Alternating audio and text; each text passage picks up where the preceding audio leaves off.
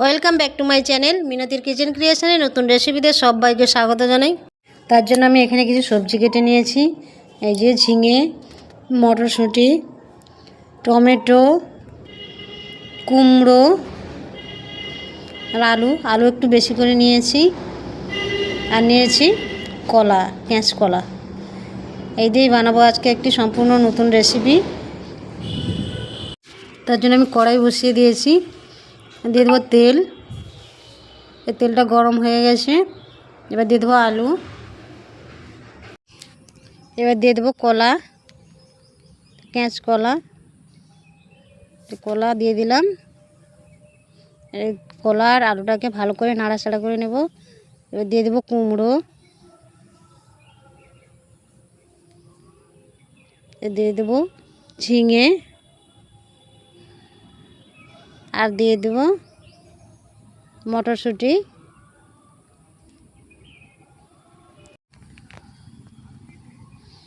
এগুলোকে ভালো করে নাড়াচাড়া করে নেব।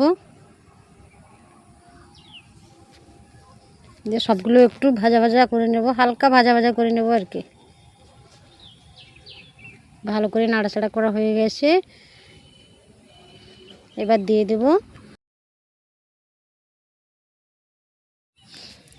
এবার নুন দিয়ে দেব পরিমাণ মতো। দিয়ে নুনটাকেও ভালো করে একটু নাড়াচাড়া করে নেব।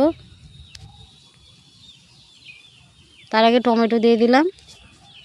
দিয়ে একটু ভালো করে নাড়াচাড়া করে সবগুলো একসঙ্গে মিশিয়ে নেব।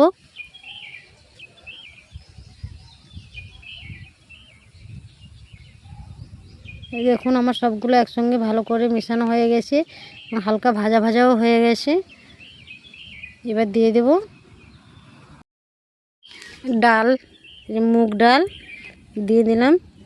এই মুগ ডালের সঙ্গে সব সবজিগুলো ভালোভাবে নাড়াচাড়া করে মিশিয়ে নেব, যাতে ডালটাও একটু ভাজা ভাজা হয়ে যায়।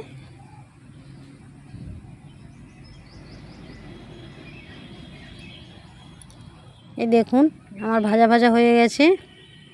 এই যে এবার দিয়ে দেবো জল,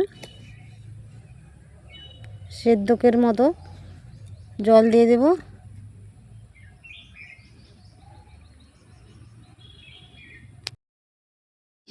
এবার অল্প একটু হলুদ দেব। তাই একটু নাড়াচাড়া করে মিশিয়ে নেব। তারপরে এটাকে ঢাকা চাপা দিয়ে সেদ্ধ করে নেব। ঢাকা চাপাটা খুললাম এবং সেদ্ধ হয়ে গেছে কিনা দেখি। এই দেখুন সেদ্ধ হয়ে গেছে। এই দেখুন সেদ্ধ হয়ে গেছে। এবার আমি এর সঙ্গে আর একটা সবজি অ্যাড করব। সবজি বলতে পারেন, ফলও বলতে পারেন। সেটা হচ্ছে আম। একদম অল্প একটু আম দেব, কেননা আমি সেদ্ধকের সময় দিতে পারতাম। সেদ্ধকের সময় দিলে ওই আম টকটা পুরো সবজির মধ্যে ঢুকে যেত, তাই আমি সেদ্ধকের সময় দেইনি। আমটা আমি সেদ্ধ হয়ে গেছে এই সময় আমটা দিয়ে একটু ঢাকা চাপা দিয়ে নামিয়ে নেব। দিলেই আর সবজির মধ্যে আমটা ঢুকবে না।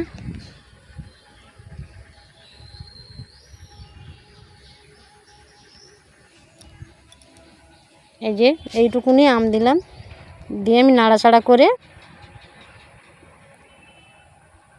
একটু ঢাকা চাপা দিয়ে নামিয়ে নেব।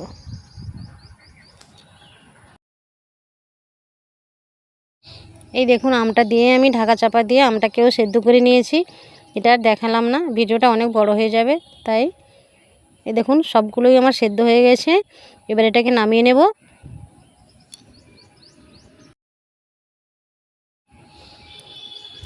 এই দেখুন এটাকে নামিয়ে নিয়েছি। এবার আমি কড়াই বসিয়ে তেল দিয়ে একটা তেজপাতা দিয়েছি, আর দিয়ে দেবো শুকনো লঙ্কা, দুটো শুকনো লঙ্কা ফোড়নে দিয়েছি। আর দিয়ে দেবো পাঁচ ফোড়ন। এবার দেবো আদা বাটা, আর একটু অল্প একটু হলুদ দিলাম, যাতে না আদাটা চারদিকে না ছড়িয়ে যায়। তাই হলুদটা দিয়ে দিলে আর চারদিকে ছড়াবে না আদাটা। দিয়ে ভালো করে নাড়াচাড়া করে একটু কষিয়ে নেব। এবার দিয়ে দেবো অল্প একটু কুড়ানো নারকেল, এটাকে ভালো করে মিশিয়ে নেব। মশলার সঙ্গে ভালো করে নাড়াচাড়া করে মিশিয়ে নিয়েছি। এবার ওই সেদ্ধ করে রাখা সব সবজি ডাল সবগুলো দিয়ে দেবো।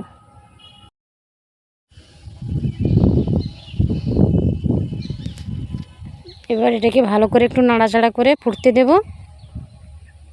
দিলেই হয়ে যাবে আমার ডালমা।